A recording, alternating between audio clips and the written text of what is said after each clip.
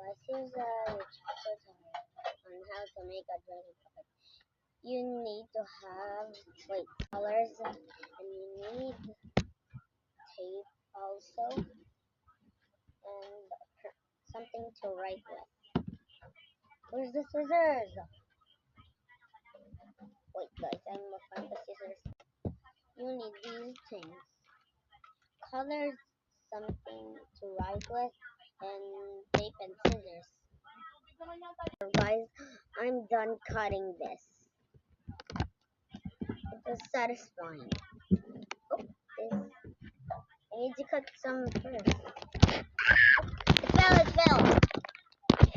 fell. Why does it keep falling off? I'm just going to cut it. Because it always falls. There. There we go. Now I have 2 minutes now. I better hurry up.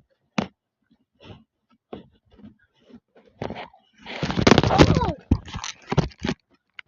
So guys, I'm sorry for that. So I'm going to place this on the floor. Because that's my father's best. Right there. That's my father's best. I'm gonna point it here. That's my father's best flower. So let's get back into the video. So guys, I placed it here, and I'm going to put the box now. Where the scissors? There. Scissors. Oh.